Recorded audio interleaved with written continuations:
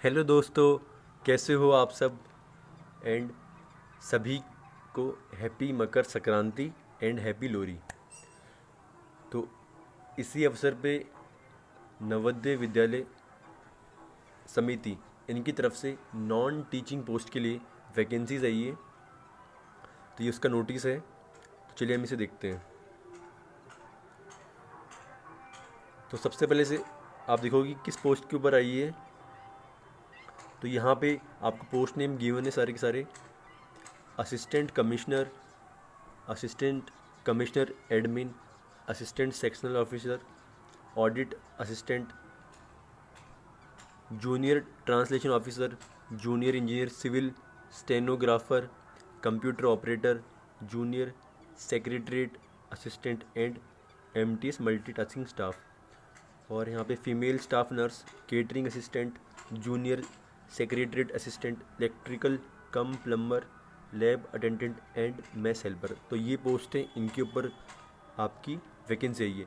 तो आपको simply post देखनी है, उसके अकॉर्डिंग इन्होंने क्या क्वालिफ़िकेशन दे रखी है वो देखनी है और अपनी तैयारी में लग जाना है।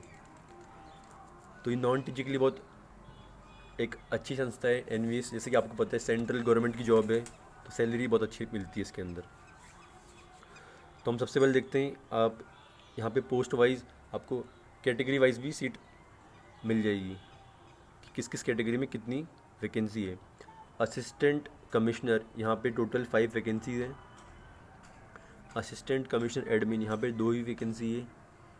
एक यहाँ पे फीमेल स्टाफ नर्स, तो इनकी बहुत अच्छी वैकेंसी निकली हुई है। यहाँ पे 82 वैकेंसी है, तो ये अच्छी खासी वैकेंसी होती है 82। यहाँ पे आप कैटेगरी वाइज भी देख सकते हो।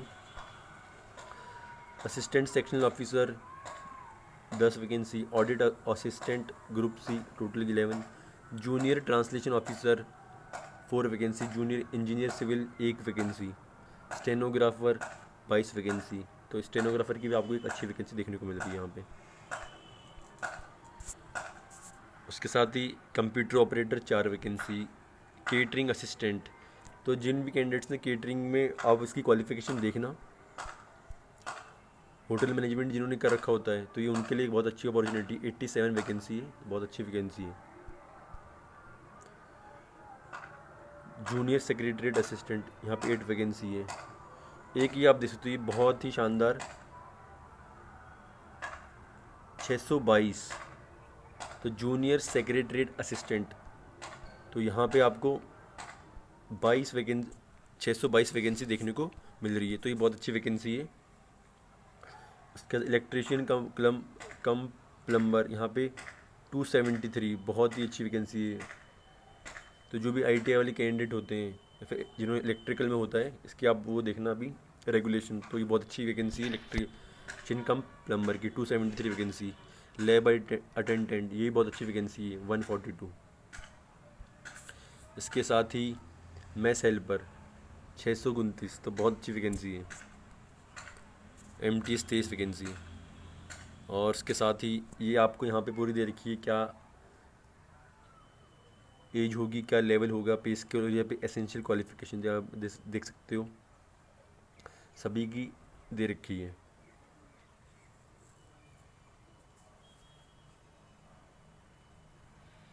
फीमेल स्टाफ नर्स, तो लेवल 7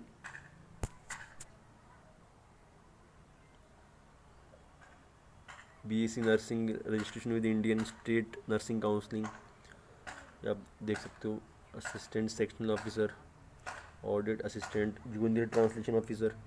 तो अभी पूरा नोटिस पढ़ सकते हो अपनी कैटेगरी वाइज कि क्या क्या आपकी क्वालिफिकेशन मांगी। Computer operator, junior secretariat assistant,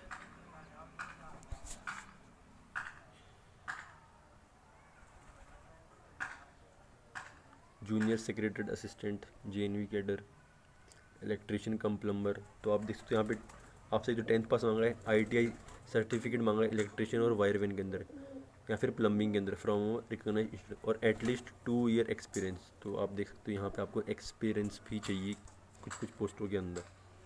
lab attendant की, अगर आपके पास, इसकी भी अच्छी वैकेंसी लैब अटेंडेंट की, अगर आपने 10th क्लास पास कर रखी है, उसके साथ आपका डिप्लोमा है, जैसे आईटीआई जो भी होता है इसके अंदर, लैब टेक्नीशियन के अंदर, और या फिर आपने 12th से अगर साइंस कर रखी है तो आप 12th क्लास से आप साइंस पास हो, आप बिल्कुल लैब अटेंडेंट का भर सकते हो।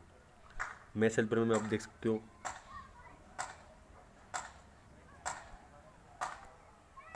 यहाँ भी कुछ एक्सपीरियंस मांग रहे हैं आपसे। और ये एमटीएस की एज रिलैक्सेशन जैसे आपको होता है, SC ST को 5 ईयर्स का रिलैक्सेशन है, OBC को 3 ईयर्स का है। ये आप पूरा नोटिफिकेशन भी पढ़ सकते हो। उसके साथ हम देख लेते हैं मोड ऑफ सिलेक्शन। यहाँ पे आपको पता है CBT एग्ज़ाम होने वाला है। यहाँ पे ये आपको सिटीज़ दे रखी है जहाँ जहाँ एग्ज़ाम होने वाला है, तो आपको अपनी नज़दीकी सिटी भर देनी है। उसके साथ ये आपको हर एक कैटेगरी वाइज, हर पोस्ट वाइज आपको ये दे रखा है कि किस कैटेगरी में क्या क्या आने वाला है। तो आप ये बिल्कुल तसल्ली से अपना ये पूरा नोटिफिकेशन आप खुद देखना।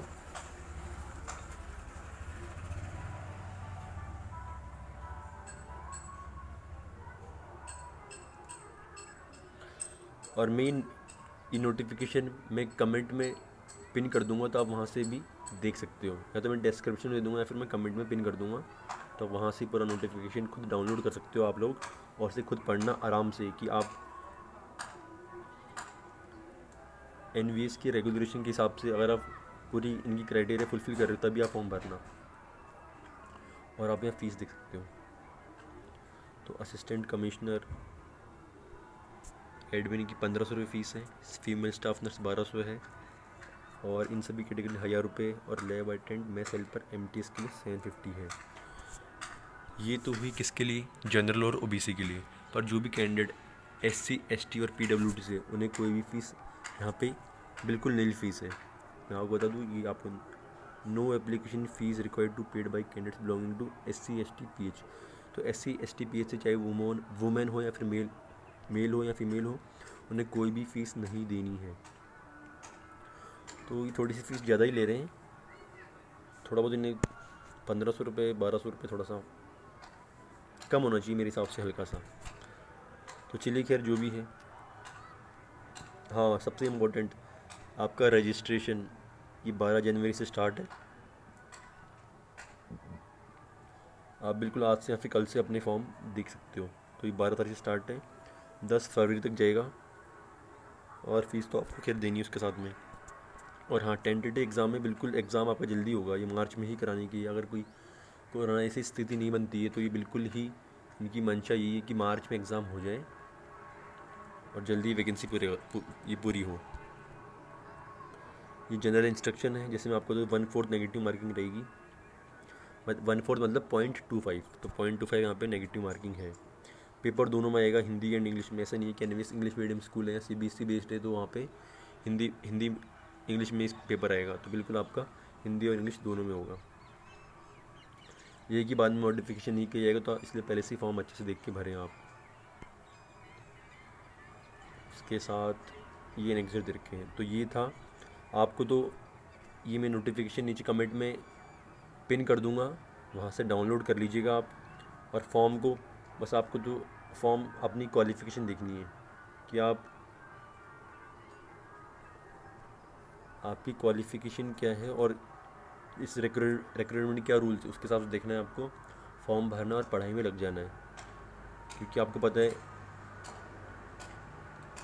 NVS एक बहुत ही अच्छी संस्था है। वहाँ पे आपको एक सेंट्रल लेवल की जॉब मिलने वाली है, जो कि एक बहुत अच्छी अपॉर्चुनिटी है।